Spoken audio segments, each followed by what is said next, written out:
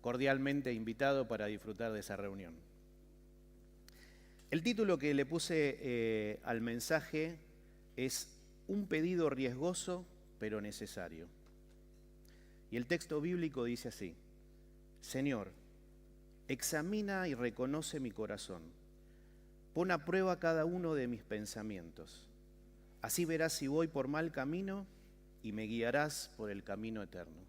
Seguramente al leer estos dos versículos muchos recordaron a dónde pertenecen estos versículos. Pertenecen a un salmo muy conocido, un salmo que se le atribuye a David, y es el Salmo 139. Estos son los dos versículos del final de ese salmo, que después lo vamos a leer porque son como la conclusión de lo que David o el salmista escribe en ese salmo. Y hace este pedido: Señor, examíname. Y yo pienso que es un pedido riesgoso, porque lo que hace el salmista es decirle a Dios: Señor, abro las puertas de mi vida, aquí estoy desnudo delante de ti. Examina mi interior, examina, revisa, revela aquellos pensamientos quizás más oscuros, más recónditos. Examina aquellas cosas que ni aún yo conozco o que ni aún quiero saber. Así que tenemos que ser valientes para hacerle un pedido realmente de esa transparencia a Dios. Pero también es necesario. ¿Por qué es necesario? Es necesario justamente porque los pensamientos, nuestra mente y nuestro interior, tienen el poder de condicionar nuestra vida. Nuestros pensamientos tienen el poder de moldear nuestra vida. Tienen el poder de modelarnos de tal manera que marcan nuestro estilo de vida, nuestra conducta, nuestro comportamiento, nuestras acciones, nuestras actitudes. También marcan cómo percibimos y la perspectiva que tenemos de cómo cuando caminamos en la vida y los hechos que enfrentamos. Pero este concepto, esta idea que acá la transmite David en este salmo que escribe, si uno lee la Biblia lo encuentra reflejado en el Antiguo Testamento en muchas historias que muestran esto, lo que le pasa a los personajes o protagonistas de esa historia. Y también se revela en el Nuevo Testamento, lo dice Jesús y está escrito en varios textos o pasajes. Pero también les quiero leer, antes de meternos exactamente en lo que dice la Biblia al respecto, leerles lo que escribió un médico, un doctor conocido, que se llama Mario Alonso Puig, al respecto. Y él escribió así: nuestra manera de experimentar la vida no depende únicamente de lo que sucede a nuestro alrededor, sino de cómo elegimos percibir y valorar cada situación. Dos personas pueden vivir el mismo evento y reaccionar de manera completamente distinta. Una puede sentirse abrumada, mientras que la otra lo ve como un desafío o una oportunidad de aprendizaje. Esto muestra que gran parte de nuestra tensión y malestar no surge de las circunstancias externas, sino del significado que les atribuimos y de los patrones de pensamiento que activamos. Al entrenar la mente para observar, reinterpretar y gestionar estas percepciones, podemos transformar la manera en que sentimos y afrontamos la realidad. En otras palabras, lo que dice este médico es justamente eso.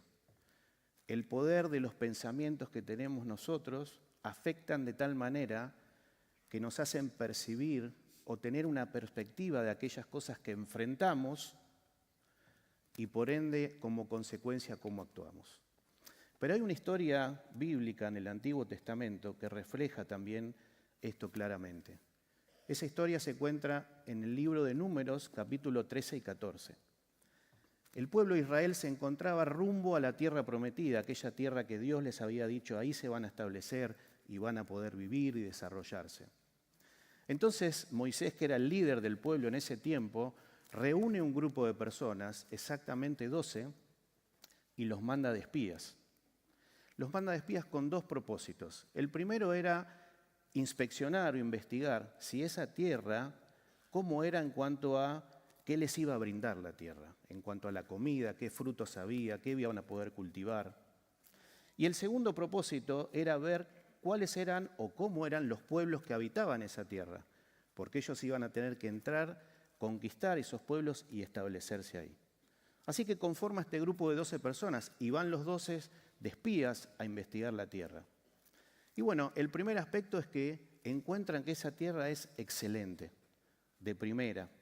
Es más, en el capítulo 13 de Números, si ustedes lo leen, en uno de sus versículos dice que extraen un racimo de uvas que para llevarlo lo tuvieron que llevar entre dos sobre un palo. Así que la verdad es que la tierra era excelente para ellos. Pero después también espían a los pueblos que estaban en esa tierra.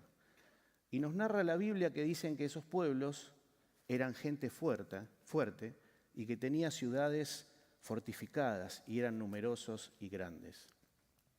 Así que este grupo de 12 de pronto se transforma en dos subgrupos, uno de 10 y otro de 2 personas. Y cada grupo pensaba de manera distinta.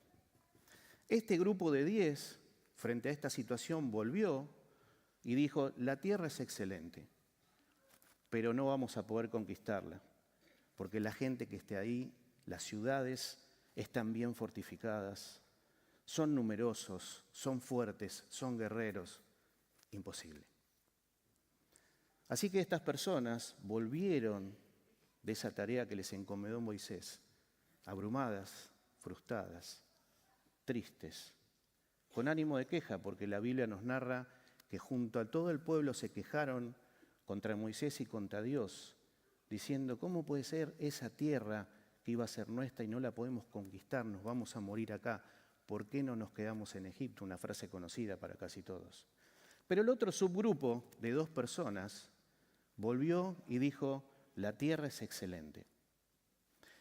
Y los pueblos que están ahí tienen ciudades fortificadas, son fuertes y numerosos, pero los podemos conquistar. Estamos convencidos de que si vamos a poder establecernos ahí y conquistar y sacar a esos pueblos de ese lugar. Así que este grupo que pensaba diferente, volvió animado, volvieron contentos y volvieron convencidos y entusiasmados de que esa tierra que Dios les había prometido la iban a conquistar. Nuestros pensamientos tienen el poder de condicionar nuestro estado de ánimo y por ende tienen el poder de condicionar nuestra conducta y nuestro comportamiento. Hay una ilustración que leí que me gusta, que dice lo siguiente, que cuando viene una tormenta, la mayoría de las aves, o todas las aves, buscan rápidamente un refugio para que la tormenta no las agarre y buscan dónde esconderse. Pero hay una especie dentro de las aves que hace algo distinto, que son las águilas, que dicen que frente a la tormenta expanden sus alas, enfrentan la tormenta para que los vientos fuertes la envuelvan, la eleven y pasen la tormenta por encima. Todas las aves enfrentan la tormenta, pero depende cómo la enfrenten, es el resultado que tienen. Estos 2 grupos, frente a la misma situación, pensaron distinto y después actuaron distinto.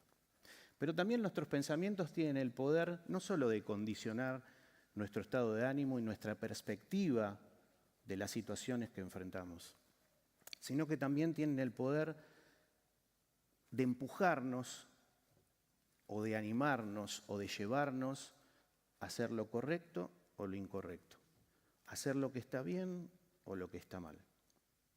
Y hay otra historia del Antiguo Testamento que se ve claramente, una historia de 2 hermanos, Génesis 4, Caín y Abel. Cuenta la historia que en cierto momento estos 2 hermanos trajeron sus ofrendas a Dios. Y dice que Caín, la ofrenda que trajo fue del fruto de la tierra, se ve que era agricultor. Y Abel trajo la ofrenda de sus ovejas, se ve que era ganadero, ovino. Y dice que la ofrenda de Abel, él presentó lo mejor de sus ofrendas, es decir, de los primogénitos de las ovejas. Y entonces nos narra también la historia que Dios, frente a esas 2 ofrendas, recibió con mayor agrado o con mejor agrado la ofrenda de Abel. Así que la historia dice que Caín se enfureció mucho que se enojó en gran manera. Y hay una de las versiones de la Biblia que dice que estaba cabizbajo.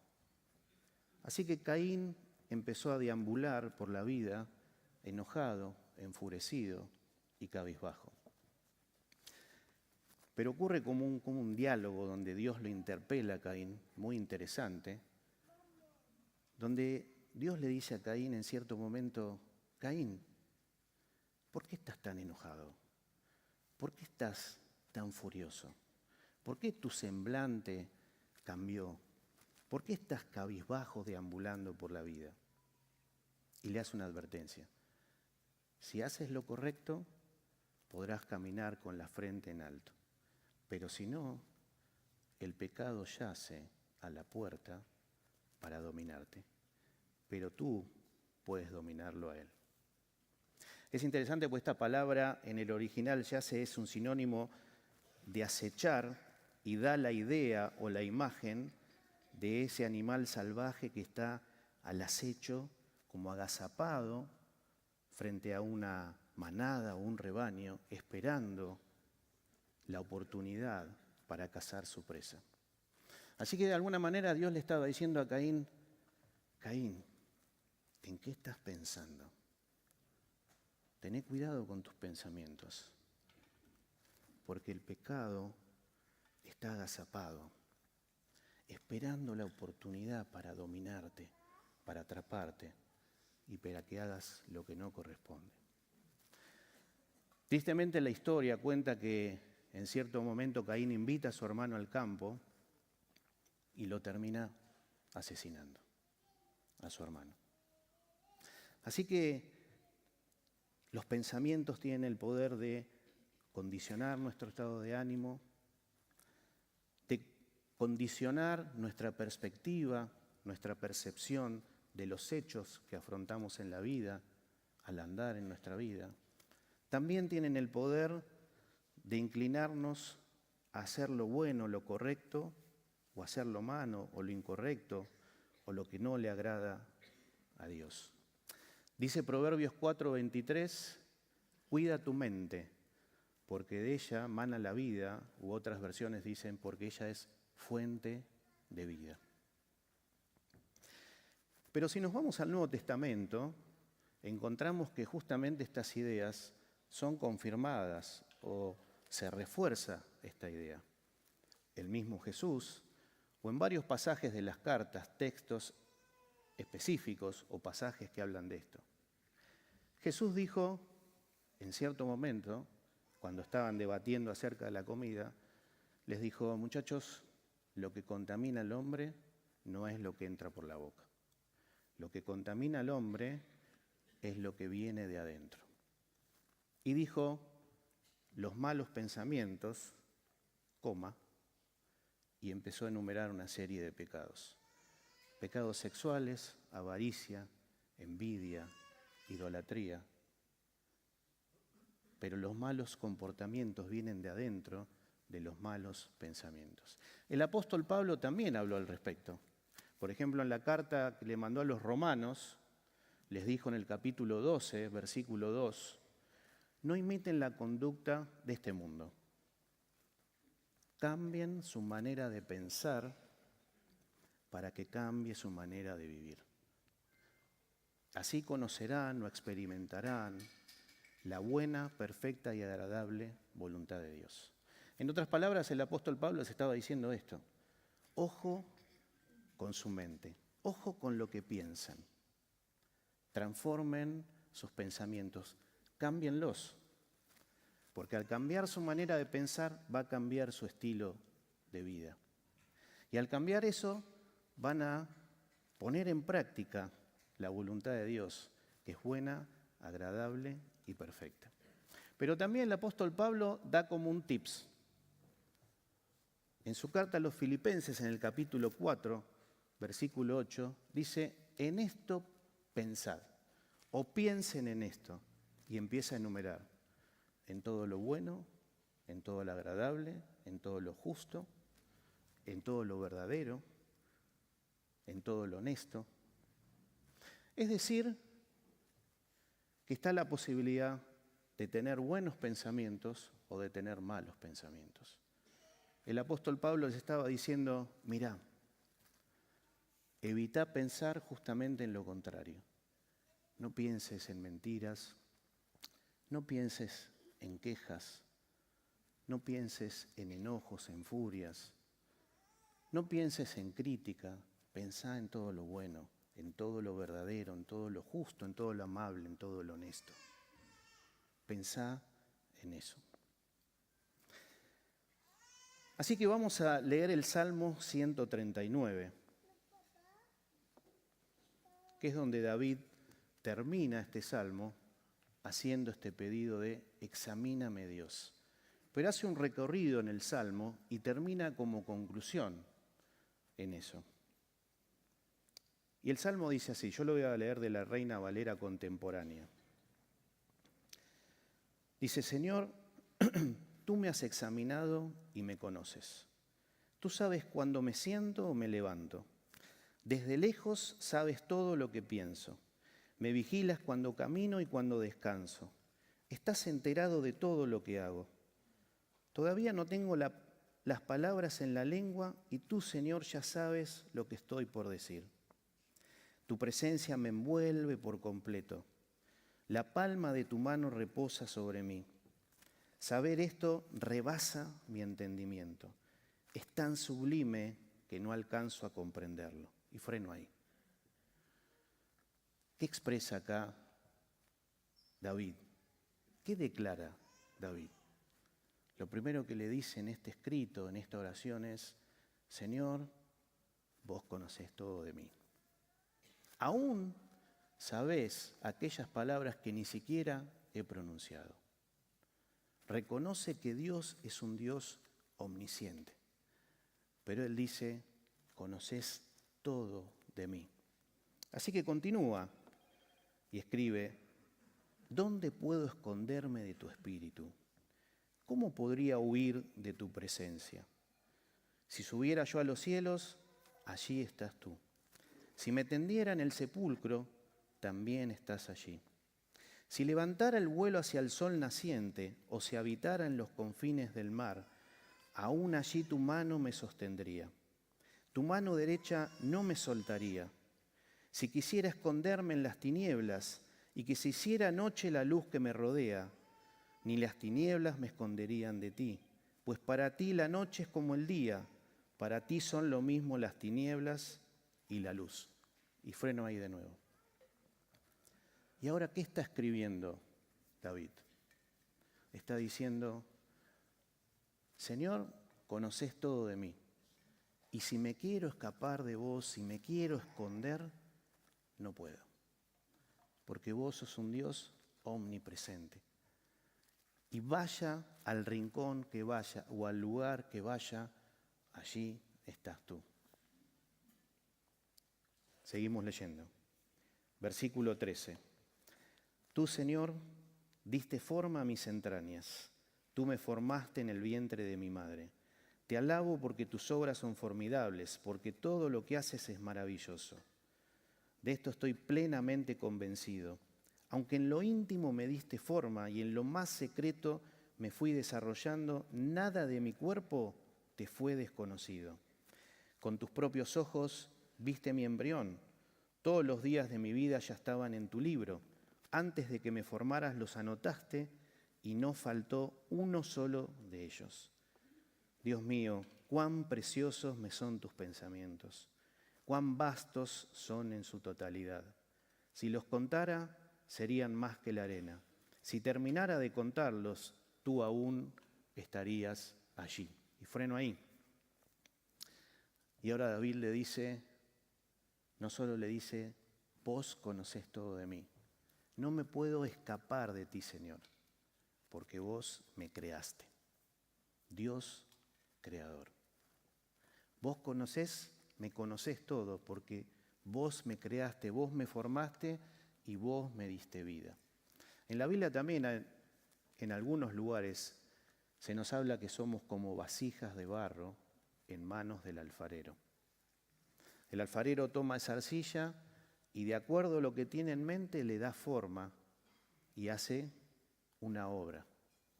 Y cuando leía esto también pensaba en mi hija, Julia, que tiene 10 años, porque ella es como una pequeña o una mini artesana o artista.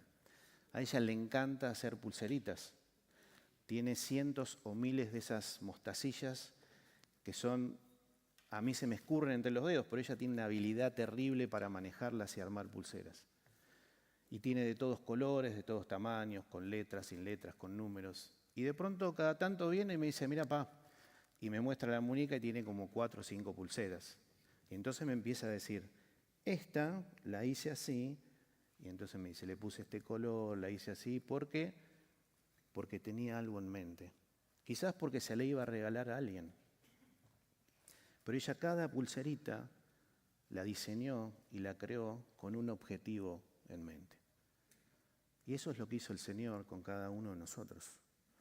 Nosotros somos como vasijas de barro, somos como pulseritas en manos de Dios. Él nos pensó, Él nos creó con un objetivo. Él tiene un propósito, tiene propósitos, tiene planes para nuestra vida. Y eso es lo que decía David. Vos me creaste, Señor. Versículo 19. Dios mío, quítales la vida a los malvados, aparta de mí a la gente violenta, a esos enemigos tuyos que blasfeman y se burlan de ti. Señor, tú sabes que odio a los que te odian, que mi enojo se enciende contra tus enemigos. Son para mí totalmente aborrecibles, los considero mis peores enemigos. Qué increíble, ¿no? Porque pasa de alabar a Dios porque Dios conoce todo de Él, alabar a Dios porque Dios está en todos lados, alabar a Dios porque Dios lo creó, y de pronto dice, yo odio a estas personas, las aborrezco. Pero eso me hace pensar en la humanidad de David. ¿Y cuántas veces a nosotros nos pasa lo mismo, no? Pasamos de estar en un estado sublime de alabar a Dios y de pronto nos enojamos con alguien. Criticamos, tenemos quejas, nos enfurecemos. Esto habla de la humanidad de David, pero David estaba diciendo, Señor, vos conocés todo de mí, no me puedo esconder, sos mi creador y esto es lo que siento. Entonces llega a estos últimos 2 versículos como conclusión y dice, Señor, examíname. Es decir, David primero le dijo, vos me conocés, no me puedo escapar de vos. Acá te muestro que tengo bronca o tengo enojo por estas cosas. Pero ante esta declaración le está diciendo, pero ahora, aunque vos me conocés, me dispongo a que me muestres lo que hay en mi interior. David le estaba pidiendo que le revelara qué era lo que Dios veía en su interior. Es como cuando nos hacemos un chequeo de sangre. Nos hacemos el chequeo de sangre, vamos al médico, lo mira y dice, tiene el colesterol alto. Así que hace una receta, nos da la receta para comprar una pastilla, pero a la vez nos dice, bueno, tiene que cambiar su estilo de vida. Deje de comer esto, coma más saludable, deje de tener vida sedentaria, camine un poco más. Esto es lo que le pedía David a Dios.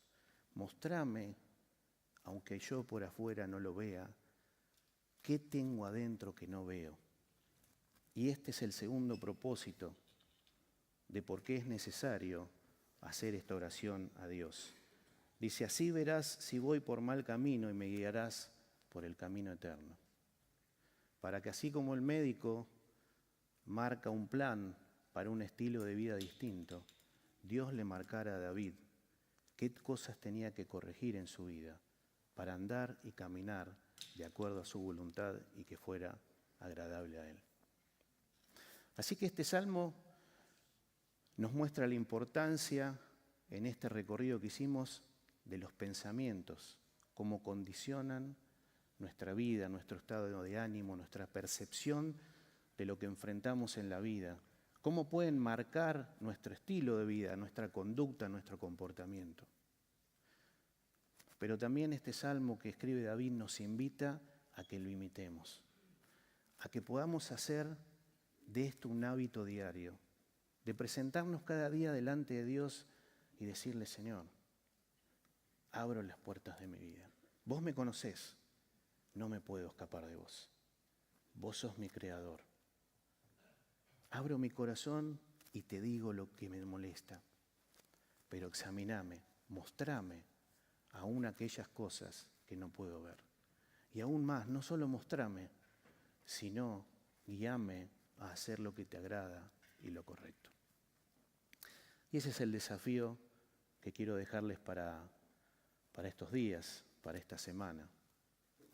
Que podamos tomar esta oración de David como una oración propia y que podamos practicarla, que podamos hacerla un hábito, que pueda ser costumbre presentarnos delante de Dios y hacer este pedido riesgoso pero necesario. Pedirle a Dios que mire nuestro interior, que nos marque, que nos revele aún las cosas que no conocemos, pero también que nos dé sabiduría para andar en sus caminos. Oramos. Señor, gracias por tu palabra, gracias por este salmo tan precioso, Señor, que inspiraste a David para que lo escribiera. Señor, gracias porque nos deja tanto, nos enseña. Y Señor, nos unimos a David y te reconocemos como un Dios que lo sabe todo, como un Dios omnisciente, como un Dios omnipresente. Gracias porque vos fuiste quien nos dio la vida, vos nos creaste, vos nos pensaste. Gracias porque nos modelaste y tenés planes y propósitos para nosotros. Señor, ayúdanos porque en nuestra humanidad somos débiles. Danos fuerzas para cada día seguir este ejemplo de David y presentarnos ante ti, abrir las puertas de nuestra vida y que nos examines. Que nos examines y que guíes nuestros pasos, Señor. Que nos revele lo que tengamos que cambiar, pero que también nos muestres cuál es el camino y las cosas que tenemos que hacer. Te lo pedimos todo en el nombre de Cristo Jesús. Amén.